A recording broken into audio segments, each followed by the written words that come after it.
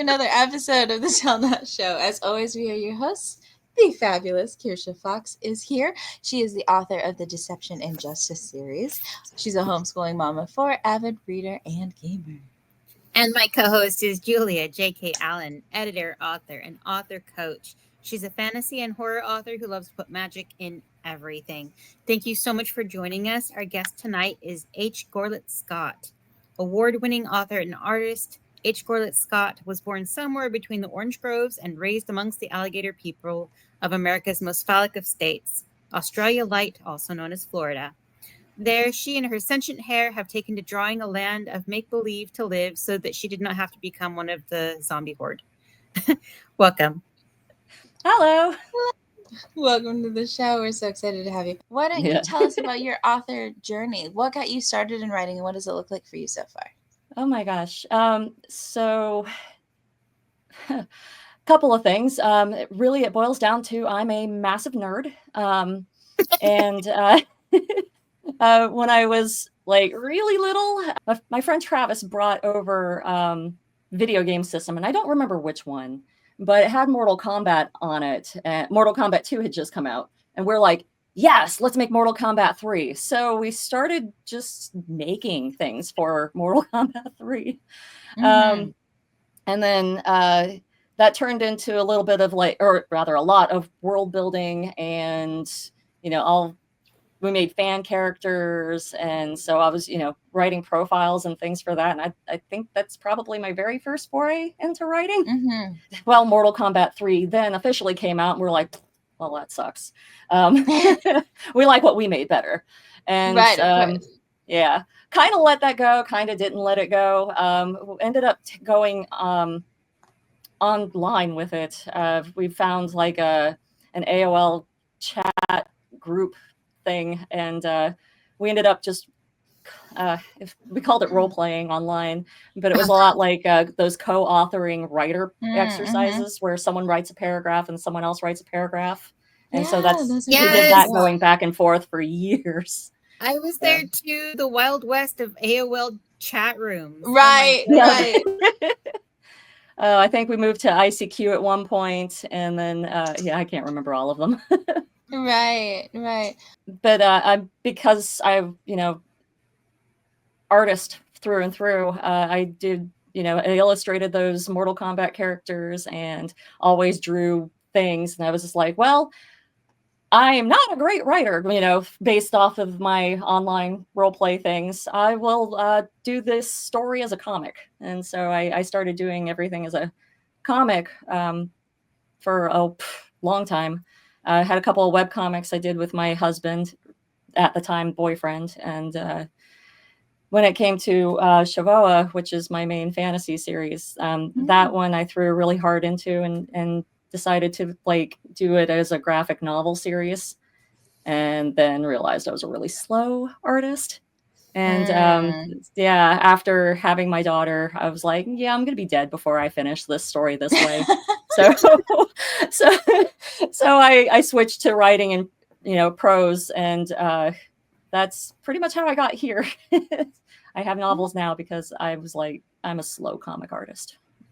No, that is beautiful. I think that that was an opportunity, right? To be like, stop doubting your ability and your skills and your writing. Your writing is good enough. You don't have to throw in the art to feel more comfortable about it. Like that was that was the point of that journey. I always wanted to make comics. I don't understand how to make comics or scales or perspective or anything like that. So I'm really glad I didn't spend a lot of time pursuing that, because I just need to write. That's my personal journey.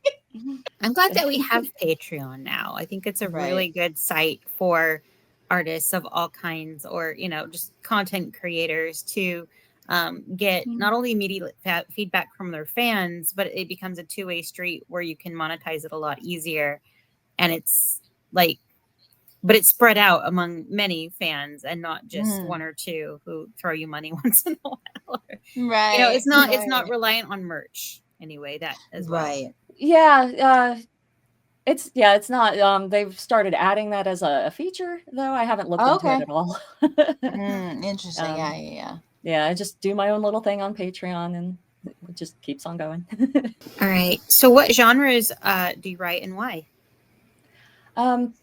Pretty strictly fantasy, because it's what I like to read.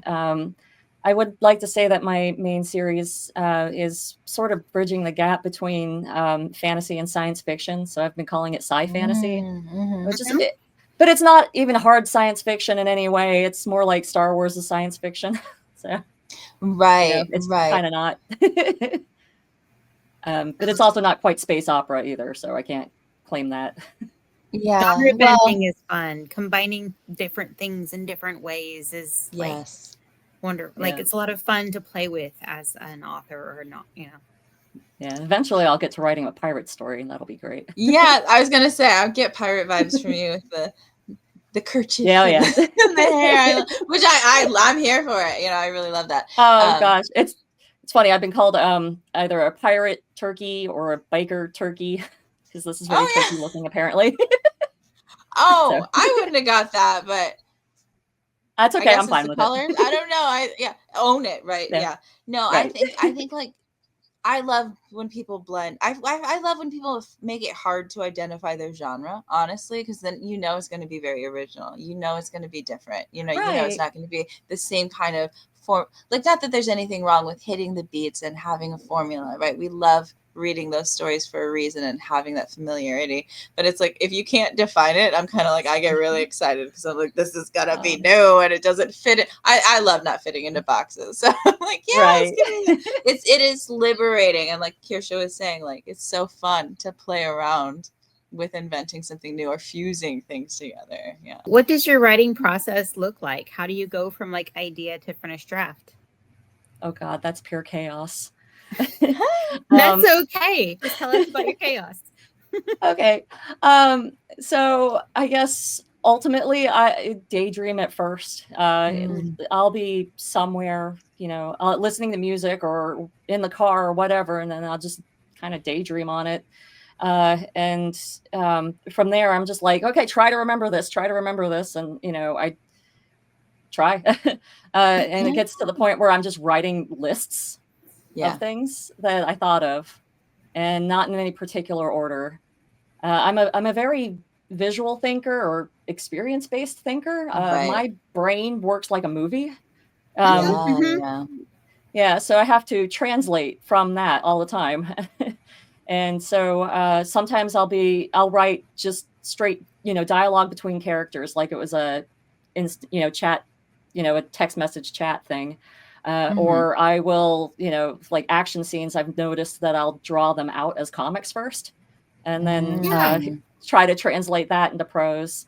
And then I will write scenes as they pop into my head. And like, it seems so chaotic and, disorganized that way, but I have Scrivener, which is a godsend because it lets me just write these scenes as if they're, on postcards or what am I thinking? Index cards. Yeah. And then I can just rearrange it as I need to. And I can even tuck index cards underneath other index cards. So that if I have a continuation of a scene on a different card, it's like that. And so,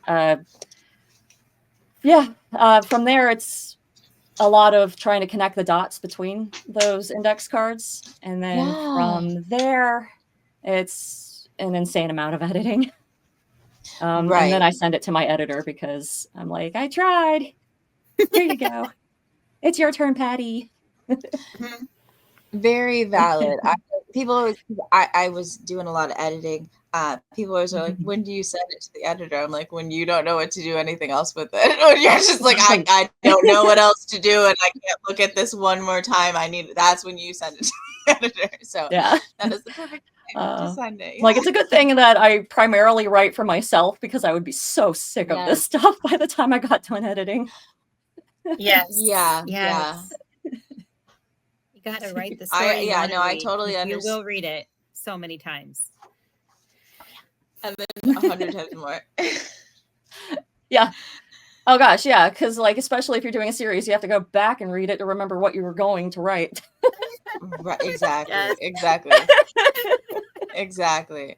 I'm exactly in that boat right now. I'm like, Kirsha, yeah. That was the body language of somebody going through it. Book 4, they're on. I'm writing you're book on. 4, and I have these like thick 3 previous books, and I only remember sort of half of what's in them. So, yeah. And you've got to go through 3 of them now. Now to get to those. Yeah. Oh. I kind of specialize in twisty plots as well. So like it's all about the breadcrumbs and the foreshadowing and the like gotta mislead the readers in the right direction. So no, like when you were talking about your chaotic way of doing all of that, I was like, oh my gosh, me too. My notebooks are full of like little stick figures sort of talking to each other, or like, you know, I'll write like, you know, their face. What does their face look like as they're saying it? Like, what's the vibe of the scene? So I feel like that brainstorming process is so very important to be able to allow yourself to just completely mess up a notebook page, or, you know, just throw your chaos down and then organize the pieces in the direction they're supposed to go. Or you're like, oh no, I don't need that. You know, just you guys are, I'm just taking notes every time we record something, because you guys are inspiring me so much to just chaos brainstorm. I love that you didn't let that stop you, you know, but that you didn't say there's a right way to do it and I'm doing it the wrong way, so I'm not going to do it, you know. No, you're like, I'm going to. I went to art school, so I have no idea what like proper order of anything is supposed to be. which is valuable. You're free. You're liberated because of that. Yes. Yeah, well, I've said it before, but a lot of people learn one particular way of writing at school, either through high school or their college professors, and they might get down on themselves thinking, well, I'm no good at this, you know, and like, no, you just need to do a different way, you know? Yes. Yeah. Right. You do remind me, like I did take a creative writing course in college, and oh my God, he was so rigid. And he hated fantasy. Like if it was fiction, he hated it automatically. Oh yes, so that was annoying. It was really funny because he sounded like Ben Stein. The really boring, you know, the Ferris Bueller. That guy. So he sounded like that guy, and he looked like young Professor Indiana Jones. Okay. Interesting. So, it turned into a joke between the students to like slowly, we were all writing Indiana Jones fan fiction. And we were trying really hard to present it as like nonfiction, whatever. It was ridiculous. I'm pretty sure that we all dropped out of that class too. So. Nothing like a professor who just like destroys their students' love of writing or for literature. Right. What are you when they're supposed to nurture it? Yeah. Right. So my my fiction writing professor was very anti-genre fiction of it's not real, right? I'm like, have you read Isaac Asimov? I mean, have you read Tolkien? You know, there's so many classics, like canonical classics that are literally genre fiction, and like there's value in every style of writing. But he was very, and the other thing that frustrated me is he was so he would have the same conversation over and over again to like argue his point out, even when he recognized that the student was asking that question again and again to waste our time, so we didn't actually learn. He still had to go. He's like, no, we're going to get into this debate about why we don't use brand names every time if we have to. Like, he's wasting our time, sir. We want to learn how to actually do the thing that we're here paying lots of money to learn how to do. And so it was a little bit of a frustrating experience. But he was one of those, I'm going to be so scary to like try and like, you know, get anyone who, because he would be like, if you're in this class because you want an easy A, I'm going to fail almost everyone in here to, you know, get rid of the chaff, I guess. But he was actually very kind when he ended up grading, because he would grade very, very harshly, but I still did fine at the end of it, because I was at least trying, and you know what I mean, all that stuff. So I will give him credit for his kindness and generosity, because I should have got a much worse grade than I did. But I was very frustrated at being like, can we not talk about why not to use brand names? Like, you just make your point and you move on, sir. We don't spend every class for 3 weeks talking about this when the same arguments being presented, you know. Yeah. No, you're right. Like the fact that we were paying so much money for those classes was a sword that I was very ready to wield. Yes. Like I used that against my exorbitant pricing for this. Yeah. I use that against my my art teachers, my graphic design teachers, my programming teachers. I'm like, look, I'm paying you.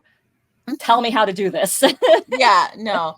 The most valuable class that I had for creative writing was actually not one of my official core creative writing classes. It was like a creative writing for English teachers to be, on how to like help teach creative writing. And it was I was so glad, because I got in the class and she was like, you're an actual creative writing major, you're not going to get much out of this. And I was like, please let me stay though. And I'm so glad she did, because like I said, that was the most value I got out of that, and like a wonderful textbook. Oh, I can see that. I can totally see that, because like, you know, you can just get told, you know, instructions on how to, you know, work your craft, or, you know, whatever. And then when you have that other side, when you're being taught how to teach it, you have to approach it all with an open mind, and like anticipate all these things you wouldn't expect otherwise. So I can see how that would be super beneficial. The other beneficial cool thing, the other beneficial thing too is like, when you're a creative writing major, you go to your teachers and they're like, you are arrogant, you think you know everything about writing, and I've got to put you in your place that you know nothing, right? And so but when you're not a creative writing major and you're learning creative writing, they're like, we're just here to encourage you. Just try. The whole point is just to explore in the writing and see what comes out. It doesn't matter good or bad. And I'm going to give you pointers on what to improve. And I felt like that was so beneficial, because I buckle under pressure, like toilet paper and water. I just dissolve, right? So I do not need anyone to knock me down a peg. I am so ready to do it. Yes, no, that's why I'm like so afraid of entering contests and all that stuff. Right. I have no idea who or how I got talked into submitting my first novel into a creative writing contest, or kind of a creative contest, because I had a film aspect and a music aspect to it too. And I actually won best fantasy novel in that contest. So I was like, yay! That's amazing. Yes. How wonderful when you're not expecting it and then you get such an honor. Yeah, that's amazing. Honestly, I'm still kind of shocked over that. And that happened years ago. Like there was a whole red carpet thing. We came out and there was you know, we had catering, and I got to meet other people, and we all walked the red carpet to our, well, like cheap seats, but it was great.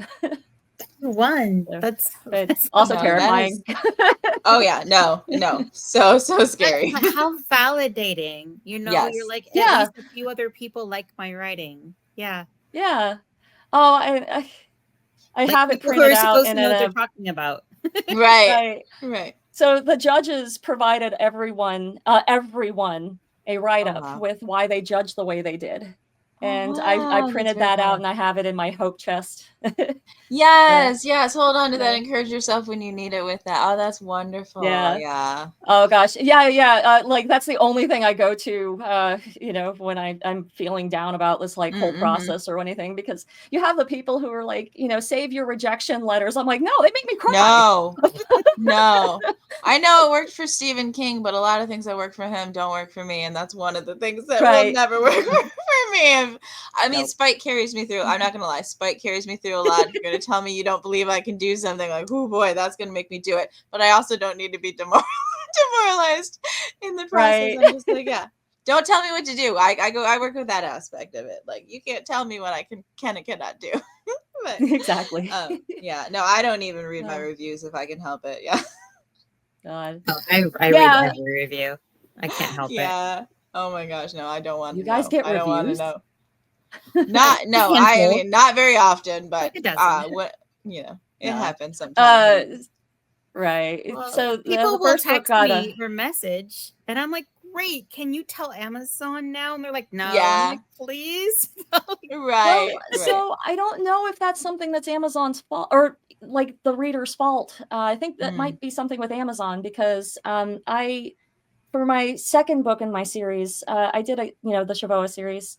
I did a Kickstarter and successfully, ran the Kickstarter, and everybody who got the books from the Kickstarter were emailing me. They're like, yeah, this is great. I love this thing about it. And I'm like, cool, I'm saving that review. I'm saving that email. But when I did ask them to go and review it on Amazon or Goodreads, they're like, yeah, okay, cool. I did it. Here's a screenshot of, what I wrote, and it's not there. Like, it's not on the Amazon listing. Right. And that's weird. This has been 2 years Amazon of this now. Does suppress them if they feel like they're related to you somehow, or if there's any like sus. But yeah, Amazon's kind of inconsistent on that. Yeah. Right. And I do most of my book sales, in person or through, the Kickstarter. There was a lot of books sent out from that. And because they weren't purchased directly from Amazon, they don't have that verification. Like, it's not an Amazon verified purchase. Yes. So it doesn't show up. Right. That happens too. I forgot what the name of this. There's a competitor to Goodreads that is run by a really awesome Black lady. I can't remember the name of it, but my reviews are there. Yeah. Oh, wonderful. Yeah. Oh man, that's gonna bug me all night. Well, if you remember, tell us so we can make sure to include it on the show. Yeah. Okay. So, because everyone knows Amazon and Goodreads, but there's not a whole lot of like other sites where people go for reviews.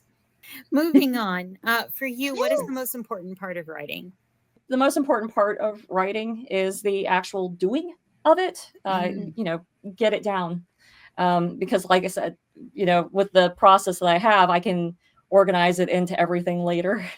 And so if I don't have it written, then I don't have anything to organize or edit or anything. So that's important advice. Just do the thing. Do the thing. That's the first step. Do the thing. Absolutely. Yeah. What was that quote from Carrie Fisher? Be afraid, but do it anyway. Yeah. Yes. Oh, what an inspiration she is too. As a person. Yeah. Like I'm this close to getting that tattooed. Yes. At some point, you have to get over the fear. You have to get over the barriers that are holding you back, and just do it. Yeah. Gosh, I have this sweet girl on my Discord. She is kind of like, I had to ask her to stop telling me her story so that she could write her story. Write it right. Yes. Oh my gosh. She seems like so afraid of doing it. No, and that's the thing, is we find ways to procrastinate because we are afraid and we are like about messing up. Usually it's about we don't want to mess it up, right? We're so passionate. We love it so much. We want it to work out so much. We're afraid of messing it up. I heard like a great, somebody was talking about this though, of being like, there's no mistake that can't be fixed there's nothing you lose in a mistake except for a wasted time. You can never get wasted time back. And it was just like, oh, it hit me in my heart of being like, she might be looking for like permission. She's like, I have this thing. I need someone to tell me it's okay to pursue this. I've told her plenty of times she has full permission to write. She doesn't need permission to write. Do it. Right. Yeah. Actually, kind of in like, I run into illustrators that way too, and I'm like, you know what? A new piece of advice I think I might give is be like, just go to one of those paint and draw, like those wine and paint classes or something like that, and just mess up. Just play with the paint. Just do something completely different. Make a mess. Permission. Yeah. And then take what you learned from that experience and apply it to your trade, your craft. So. No, I try and do that all the time because like I've always loved art and painting and drawing and stuff, but I got into perfectionism so bad that like if I had so much anxiety I couldn't even draw or paint for years because I was like, if I mess it up and it doesn't turn out well, I'm gonna like crash into despair and like literally the shame, of just like I'm not good at it, would like we need send me into and gold stars. We're gonna it would send me get an A. And it's so it easy would to spiral. do that with writing. I would spiral so much for like days sometimes. So I purposely would be like, let's get watercolors or let's get, pastel. You cannot be precise and perfect with, and just see what happens when you play with it, because it's like, I can't be perfect. So it takes away that like need to be perfect a little bit. And I can explore and just like learning to like, it's not about the end result. It's about enjoying what's happening along the way, Exactly. But, it's Yeah, you got to remember why you loved writing in the first place. That joy that exploring those characters in that world gives you, and stop worrying about like, is this gonna be good enough when I'm finished? Yeah. Mine's a better video game, darn it. I'm sure it was. Actually, I believe that 100%. No formula involved. You know what I mean? So yeah. It was so fun. Like I literally just, writing with friends. It was so fun. Yeah, I know. I love writing with other people. Who is your favorite author or authors, and what do you think they do best? So last year, if you'd asked me, I would have had a different answer. But I think like we'll go with, the author that I've invested most of my life into, like collecting her stuff and all that. That I love Anne McCaffrey. Okay. Her Dragon Riders of Pern series is definitely why I discovered fantasy and dragons. Like I already liked dragons, and because of Sleeping Beauty. Yeah. Really cool. And then Anne McCaffrey, her writing it's serious, but it's fun. It's hard to say that like it's fun because like it's like saying that Lord of the Rings, like the Lord of the Rings movies are fun because it's not quite right, but it's like super immersive and you don't want to leave it. So it's fun. Yeah. And so just there's a joy to be in that world. They're a joy to read. It's beautiful. Absolutely. Yes. And further nerdiness, her fandom community made a whole big online interactive like message board thing and chat room. I think it was called either a moo or a muck. I don't know what I don't know what the acronym was for, but she apparently would come onto that every now and then and like highlight people who wrote something cool or work on them with like, work with them with events. I got to participate in a completely text-based opera in the one of the wares of Pern, and that was really cool. So what a really cool experience. I love the way she handled her fan community too. And meeting her in person was just, they say never meet your heroes, but I got lucky with her. She was so good, so wonderful. And then complete opposite end of the writing spectrum, I think Gerald Brom is one of my inspirations. Not in what I'm writing, but to write. He inspires me to write because he is another illustrator, visual artist, gone writer. And he had to work really hard to get his publishers to even like accept the ideas. Like he wanted to do an illustrated grown-up illustrated grown-up novels, but done like children's books almost, because that's what he does. He paints. That's his thing. Yeah. And they were like, well, that format's really weird and it's not going to do anything, but fine, we'll do it, whatever. And it's successful. Like he's just like, yes, he told you, and then on top of that, he's another one that I met, and he's an absolute gem of a human being. Oh, that is so lovely. Yeah. And then I run in, I go to all these events now and I run into other authors like you guys, and just, it's fantastic. You all inspire me to, keep writing.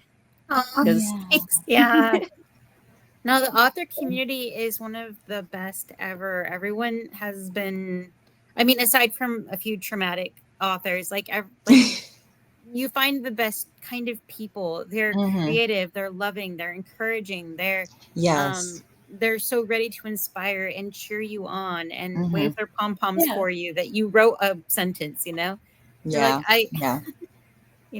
but that's one of the best things about being an author is just this community is Yes, communities are not always the most encouraging, because I really hate, because people see each other as competition so many times, and it's just like, it's not pie, guys, there's plenty for everyone, you know what I mean? When you think about readers that read like 100 books a year or more, you know what I mean, and where you want us to fight over over that, there's plenty of books out there too, but there's plenty of readers for everyone. And so like I love that the writing community is always very aware that like what benefits me benefits everyone. What benefits other people also benefits me. I'm just going to be here and be encouraging. But other authors are also readers, Exactly. Yeah. And they often become your biggest fans and support. Yeah. And we're like trading books, and you go home with a whole bunch of new books that are just yours. Well, so I'm funny in that regard, because I don't have a lot of space for books, sadly. But I do have a Kindle. I have 3 of them actually. And we swap ebooks. So I'll swap ebooks with other people. No, that is wonderful. And it saves on a lot of space, you're right. Yeah. I have more space now than I did, which says a lot. Yes. I have a friend, she lives basically in a closet of a New York apartment. Oh, right. And she's just like, I don't even have my own books. Right. Yeah. Oh, I know. I think big city life is so exciting, but that the space when you look at like any huge metropolitan city, it's like, you have a bathroom for an apartment, and then you got to fit everything in there somehow and survive. I think that's the hardest God, I part, shared a hostel with a girl in Chicago who that's exactly what she said. She's like, this hostel with the 4 bunk beds and the bathroom is bigger than my apartment. And I'm like, I'm so sorry. Wow. Yeah, right. And the other thing that drives me crazy would be all the car honking. I'm so disturbed by noises. No. If I do anything in Chicago, I don't sleep. Oh yeah. It's just too noisy. I do love thankfully, Chicago. Orlando goes to bed. Yeah, that's true. I do love Chicago. I love visiting those big cities for vacation. Yeah, but we probably wouldn't live there for very long if we ever. Yep. Exactly. I go crazy. Yeah. But how fun, how romantic, right? Yeah. Oh yeah. Yeah. Yeah, Orlando's quieter. It's all sprawled out, We kind of have to be far flung because of all of the lakes. Right. Yeah. There's an area called Lando Lakes here, and not Orlando specifically, but in Florida. And the whole state lives up to that. Yep. What have you learned from the writing process? Something that you didn't know when you started out? So I think the biggest thing that I learned is to ask for help. That's so good. That is a good one. Well, like when I was doing the comic thing, I was I'm like, I can do, I am, an artist, and I can write words into bubbles and, put this thing together. And so I did. I did research, the standards of how to do that, because, there's a few books on how to publish a comic. So I got that, and I was just like, yep, I'm good. Yeah. And then when I switched to prose, I'm like, I'm in over my head. Yeah. I knew that I was going to need an editor, so I found my friends who were like English majors. I was like, will you be my editor? I'll trade you art services for word services. And they were like, yeah, okay. And then they flaked, and I was like, that's oh no, thanks, I need an editor. So I went online and asked for help. I was like, asked for recommendations, and for one of the Facebook groups that I was in, I found Patty through there, and she's amazing. And I explained my situation to her. I was like, hey, I'm not rich. I don't have the money up front. Can we work out a payment plan? And she's like, yeah, totally fine. And so if it worked out. I would pay her. She would edit for the amount I paid her, and then I'd pay her again, and she would continue on. And so that worked out. Yeah. And then that was with the first book, and then with the second one, I was just like, well, why don't I ask the internet for money? Right, And so right. we had the Kickstarter, and then that, basically another way of asking for help, and it worked out. That's That wonderful. was a Yes. successfully funded Kickstarter, and I got to pay Patty all at once, and that was great. Yeah. No, that is great. I will say I recommend that we like pay it half up front, half like always split payment, just because especially if you've never worked with them before, you don't want them to take the money and run and give you nothing. But yeah, Right. Well, if I didn't work with her already on the first book, I wouldn't have done it that right. way on the No, second. yeah. I'm just saying for everyone watching along and listening, like Right. always split payment, and it should be split into like I gave you some money to get started, and then I give you money after I receive a product. Yeah. It's called a just to make payment sure schedule. Yeah. Have a Yes. No, And I I will- have had yeah. multiple friends who paid for an editor up front, and they never got their. Yeah. They didn't finish once they got the money. So it's unfortunately, as wonderful as the author community is, there are so many Right. sharks in the water, so many scammers ready to take advantage of your hopes and dreams. So, and or like the friends, sometimes you do a trade and you do your end of the bargain, but they don't do theirs, and you're like, well, thanks, guys. I see that on the website aspect a lot. Yeah. And sometimes it's not even that they were trying to do you wrong, just life happens and they can't fulfill their side of the bargain anymore. And it is hard. Yeah, it's hard to be disappointed, but yeah, they're that's why, like, when you go with the professionals, at least they have the time and effort, capacity to complete it, hopefully, right? It's really hard. Well, I don't know, because I have a friend who, she got burned, and she went with a professional editing service who literally advertises to, pays big money to advertise to authors. Oh, no, I don't mean like you have to be like big scale or big time. I just mean somebody who's like, I do editing to pay my bill. Yeah. Because like I said, because when you ask for friends for stuff, like they have the best intentions, but life happens and they don't always prioritize it. Yeah, the same way. I got you. Yeah, that's all I meant. Not like, no, I'm not here about big names or anything like that. Just like, no, somebody who's in the same boat. Gotcha. Just somebody who's like, I freelance. This is how I make my meals, and I love helping people. Like, because those are like the ones that are like, I just love helping make people's dreams come true. You know what I mean? Yeah. But asking for help is so very important. And that's such a good lesson to learn. All right. Yeah. Do you have a favorite part of writing? Probably the daydreaming. Yeah. The part where it's just running rampant in my mind. Yes, that is the funnest part.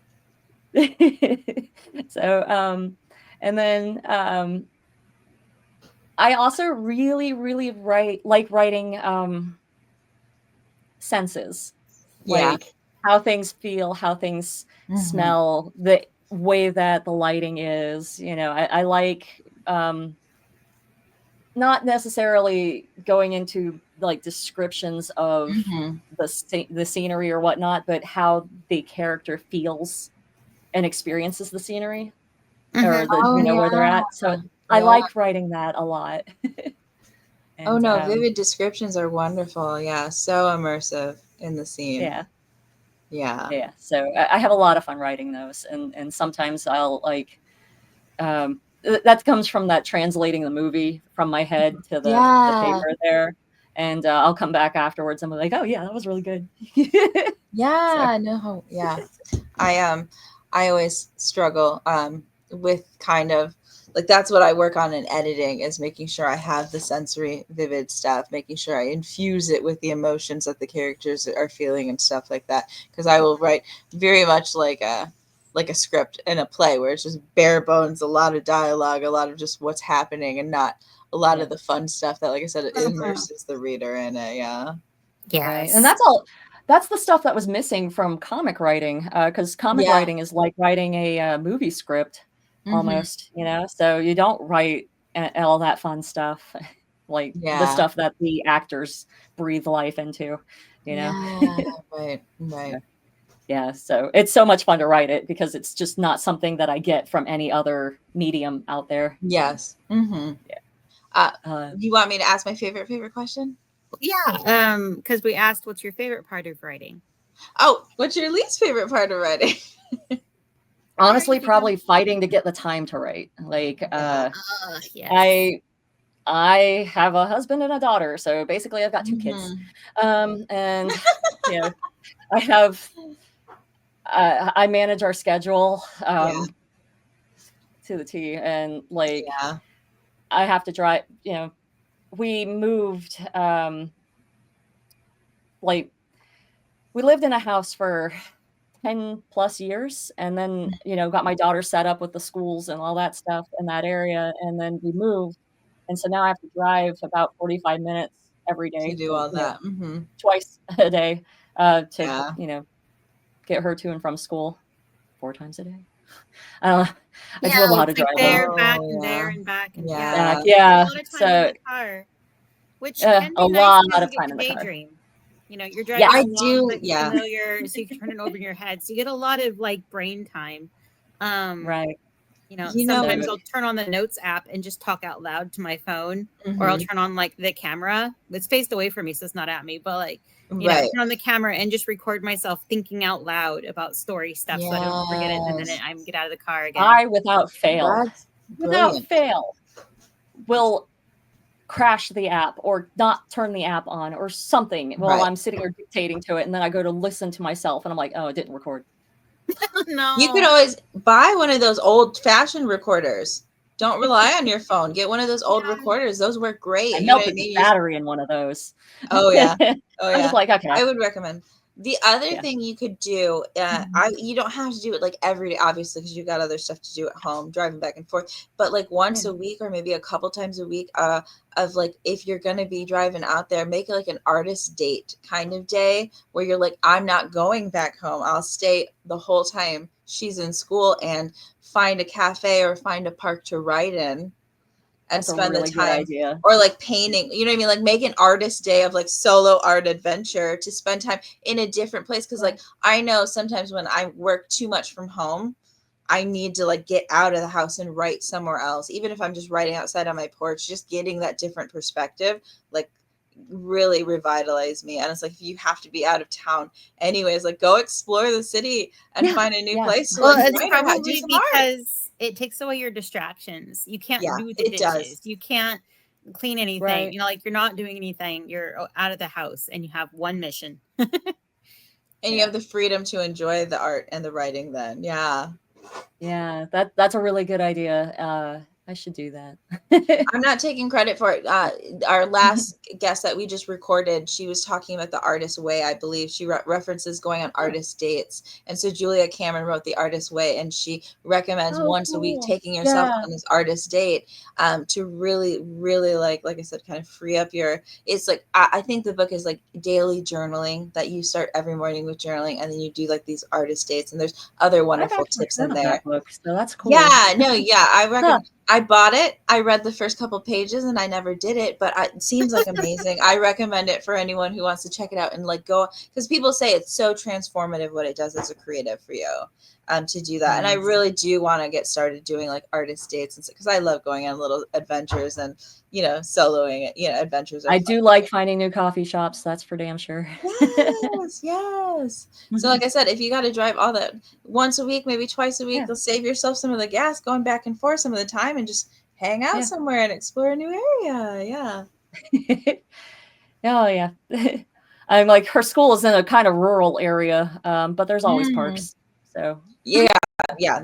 Time with nature is never bad. Yeah. That sounds good until you actually go outside and then you melt. Oh yeah. Fall is coming up though. Fall is such a nice time. I'm so excited for our 3 days of fall. Oh yeah, you guys are in Florida. I keep forgetting. I don't know. I'm living for the storms we get every afternoon though. Yeah, yeah. As long as it doesn't come with that aerial flood warning. Oh yeah. Right. Like, yay. Right. Yeah.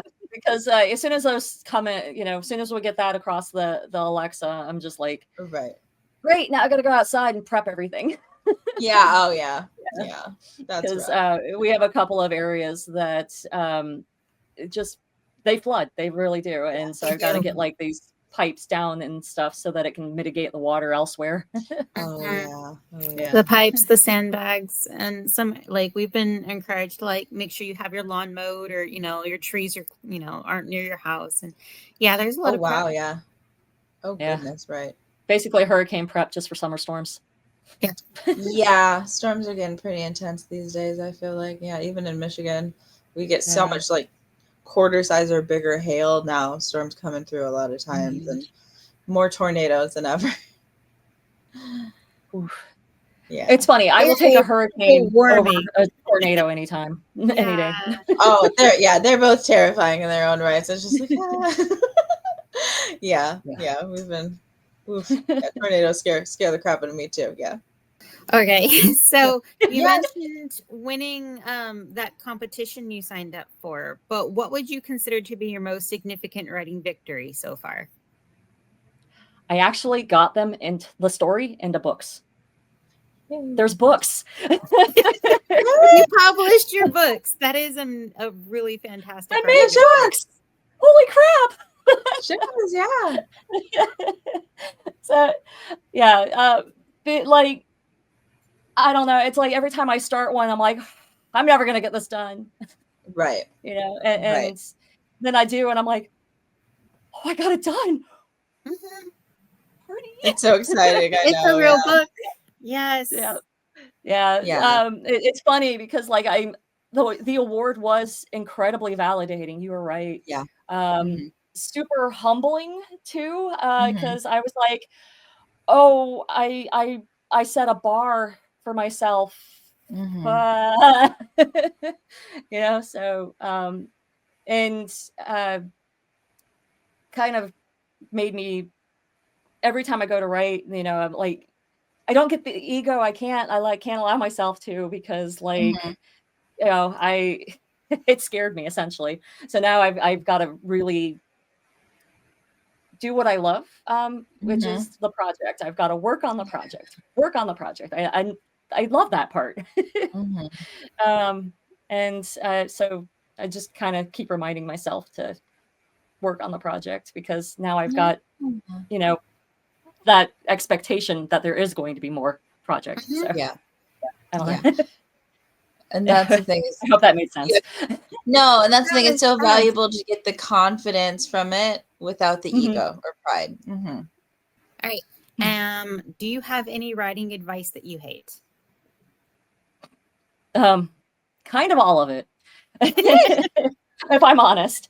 Again, like there's that piece of advice where it's like, write what you know. What? Okay, but I'm writing for fun.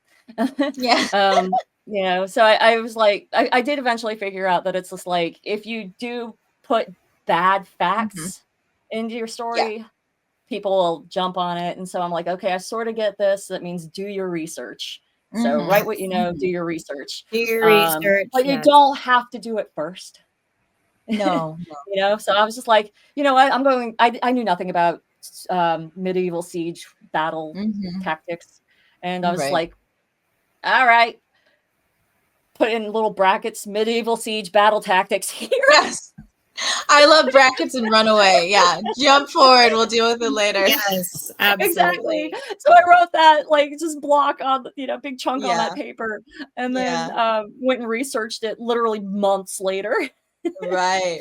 You know, and then scuba diving is another thing I had no idea about. I'm like, I'm just going to lie.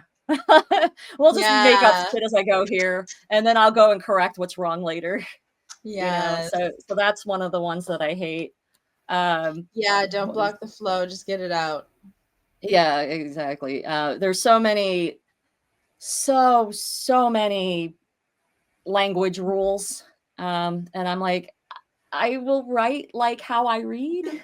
You're like, here, Patty, fix this. It was so cute, because when she started the editing for the second book, she's like, just a little bit of light reading to brush up on, you know, my skills here, and she's literally holding the Cambridge style guide, like the style guide for language. I'm just like, light reading. I love you, Patty. Right. So she knows those rules for your service, so I don't have to read that. Exactly. We love it. I'm like, the AP style guide made me cry in college. So thank you, Patty, for going for the much more intense one. Right. No, I love it. Yeah. Yeah. And then there was one I thought of, right? So many things. Like the writing advice when you first get it, it just and there was another one. Very famous author came out, said this, pissed a lot of people off. He said, "Don't publish your first book." Oh, yeah, okay. How are you going to get a book out if you don't? Right. Don't wait for perfection to get started. Just do it. Yeah. Yeah. So eventually I realized that that's what he meant. He's like, don't publish your first manuscript. I get what he was saying, but at the same first draft. time, yeah. No, the first draft never. But the first book, Never. no, absolutely. Never. Get that first book out. Yeah. Yeah. So All right. yeah. Well, Kind of like if you throw a piece of writing advice at me right now, I can tell you what I love and hate about it. Right. Across the board. Yeah. Here's a great time for you to let our readers, or not our readers, our watchers, our listeners at home know where they can find out more about you and your books online. And feel free to show off those beautiful covers I took a peek at. Yeah. Oh. Yeah, let me show off the covers here. So I actually painted them. Wow, So yes. that's my first wraparound cover. Goes to this book. Wow, yeah. Yep. Oh, beautiful. Yeah. Nice. Yep. Yeah. And then this is my second wraparound cover. Oh, that's nice. Yeah. Thank you. And then it's for book 2. See? And then it wraps around. Yep. And I painted those, so I'm super, super proud of them. What's the series called? Sivoa. Okay. Yep. And you can find out more about Sivoa specifically at worldofsivoa.com. So world of Sivoa.com. And my personal website, which is kind of like my portal to everything me, it's dragonmun.com because I like to paint mundane dragons. And so that's what I have up here. It's DRAGONMUN, not mun, short for mundane. Dragonmun.com. Wonderful. Well, thank you so much for having a wonderful conversation with us tonight. It was really a pleasure. Thank you. Thank you for having me on at the it's the Tell Nut Show. Yeah. Tell Nut Show. Tell Nut Show. Yeah. I'm like, wait. I keep wanting to say show and tell because I'm like, it's like show and tell. I did the thing. It is. Yeah. No, we're trying to be a little clever with play on words and stuff, you know. So, everyone's like show, don't tell. And we're like, this is where we do the tell. This is where we do the tell. I know. Yeah. I think it was Kirsch's brilliant idea to do it. Yeah, and I was so like, I love it. Yeah. It was a joke and you liked it. So it was a good joke. There's a reason I like it. I love it still. Yes. I'd love to have been there for that conversation. Right. But we want to say thank you to everyone who's watching along at home. Remember, there's more than one way up a mountain, and our next episode airs Friday as usual. If you're interested in being a guest on the show, you can find us on social media at The Tell Nut Show or email us at thetellnutshow@gmail.com. Thanks again for watching. Thanks again for listening. If you enjoyed the show, consider subscribing and liking. We appreciate all the support. Julia J.K. Allen is an author, editor, and coach, and can be found at hijinksrudder.com. Kirsha Fox is an author, avid reader, gamer, and mother to 4, and you can find her at kirshafox.com. Thanks and see you next time.